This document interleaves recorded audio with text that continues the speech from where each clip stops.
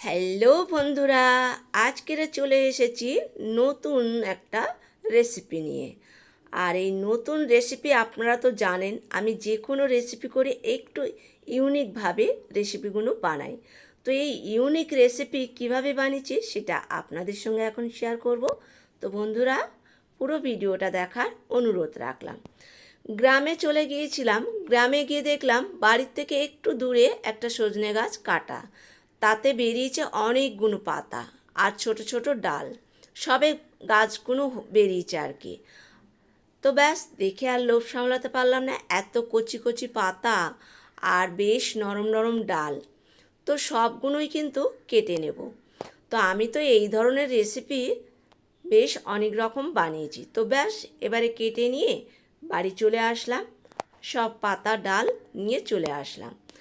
আর এই ধরনের রেসিপি প্রত্যেকটা মানুষকে বলবো বেশি করে খাবেন, কারণ এখানে এর মধ্যে কোনো রকম সার নেই।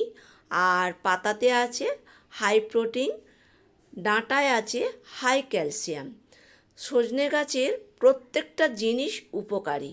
তো যেহেতু আমাদের এখানে হাটিঘাটিতে এই গাছটা হয়, তো মানুষ খেতেই চায় না, কারণ ওই হয় যদি বেশি হয় সেটা কিন্তু অবহেলা হয় সেই জিনিসের প্রতি। তো যাই হোক, এখন আমি এইগুলো ডাল শুদ্ধই কেটে নিয়ে এসেছি, একদম নরম পাতাগুলোও নিয়ে নিলাম। আর এই ডাঁটাগুলোও দেখতে পাচ্ছেন কতটা নরম, এগুলো সব কেটে নিতে হবে। তবে শুধু নরম ডালগুলো নেব না, একটু শক্ত ডালও নিয়ে নেব। তাহলে কি হবে বলুন তো, ডাঁটার মতন চিবিয়ে খেতে ভালো লাগবে।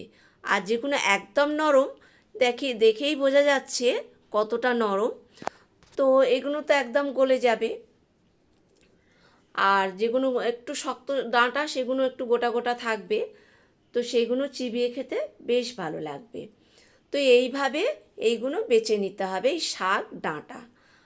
আর যাদের হাই সুগার আছে, হাই প্রেশার আছে, থাইরয়েড আছে, তাদেরকে বলবো এই সজনে গাছের প্রত্যেকটা জিনিস আপনারা খান।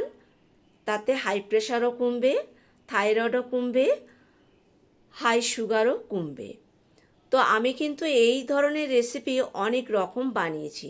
আপনারা চাইলে আমার চ্যানেলটা সাবস্ক্রাইব করে পাশে থাকবেন, এরকম ইউনিক রেসিপি অনেক দেখতে পাবেন। তো ডালপালাগুলো সব আলাদা করে কেটে নিয়েছি, পাতাগুলোও নিয়ে নিয়েছি, একদম নরম পাতাগুলো।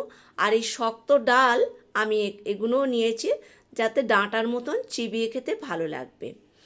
তো এই শক্ত নরম ডাল সবগুলোই নিয়ে নিয়েছি, আর পাতাটা সব নিয়ে নিই। তবে এই পাতাগুলো দিয়ে আবার অন্য কিছু বানাবো। তো ব্যাস এগুলো ভালো করে ধুয়ে নিতে হবে, প্রেশার কুকারে নুন দিয়ে দিতে হবে, এরপরে দিয়ে দিতে হবে যে ডান্ডিগুলো কেটে রেখেছিলাম, পাতার ডান্ডি, সেগুলো দিলাম। দিয়ে তার ওপর থেকে দিয়ে দিতে হবে একদম কচি কচি সজনে ডাঁটার পাতা।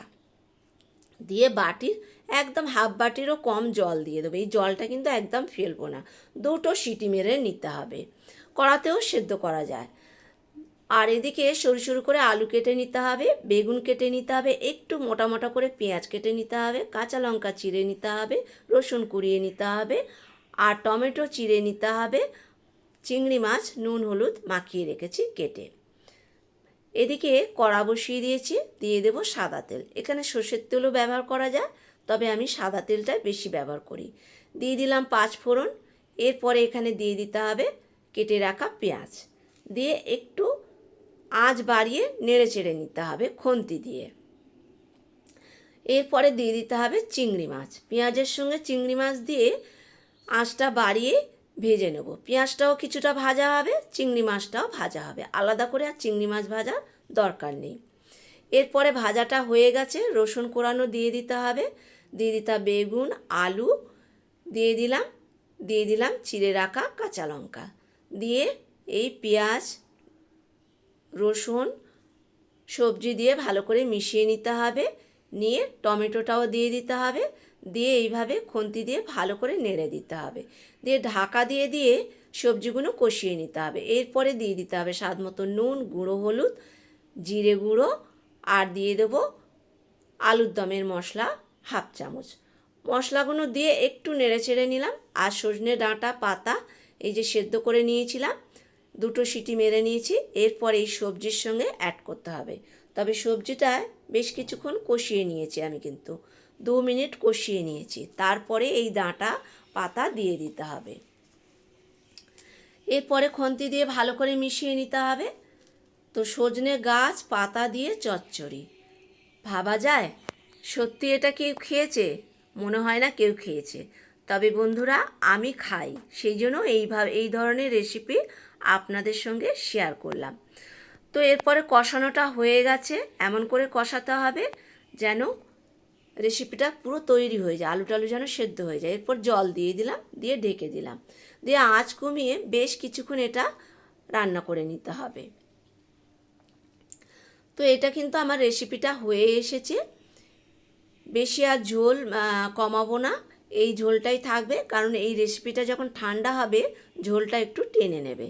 এরপর একটা পাত্রে নামিয়ে নেব। তো দেখতে কতটা সুন্দর হয়েছে, খেতেও কিন্তু দারুণ হয়েছিল। তো আমি বানিয়েছি বলে বলছি না, সত্যি এটা খেতে অপূর্ব হয়েছিল। তো বন্ধুরা, ভিডিওটা যদি ভালো লাগে লাইক কমেন্ট শেয়ার করার অনুরোধ রাখলাম। নতুন কোনো বন্ধু হয়ে থাকলে ইউটিউব চ্যানেলটা সাবস্ক্রাইব করে নেওয়ার অনুরোধ রাখলাম। টাটা।